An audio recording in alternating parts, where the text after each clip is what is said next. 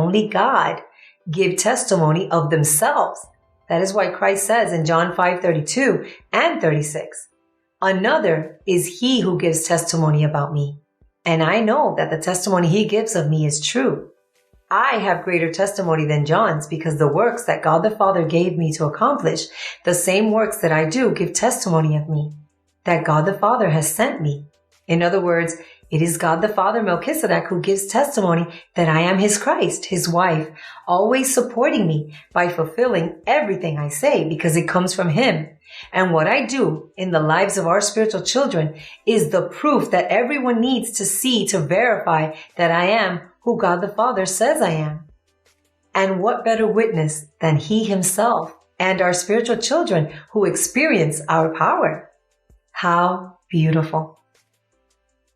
The loyalty of heaven is so beautiful to God, and there's nothing worse than a false witness. Therefore, these mortal men shouldn't be receiving anything in the name of God. That is why Christ calls them thieves and robbers. As she says in John 10:8, all who came before me are thieves and robbers, and it is because they have been stealing from God for centuries, when only God is the one who can receive the tithes from their people.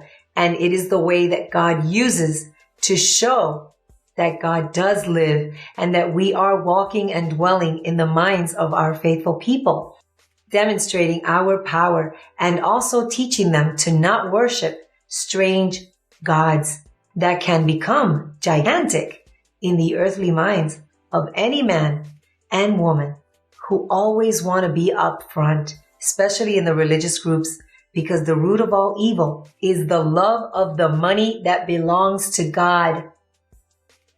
I am exposing the thieves and robbers, those so-called pastors who have stolen the sheep from the other fold that I should also bring, because they don't belong to them.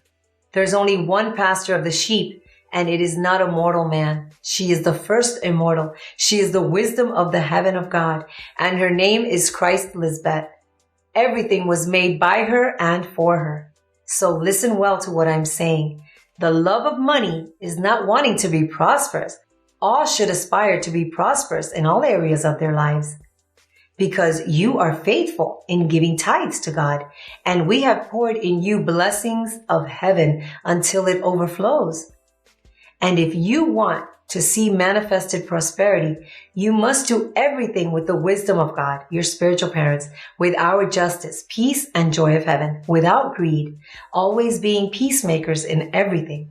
And if you do so, I assure you that you will always do well and prosper greatly in everything you undertake. Amen.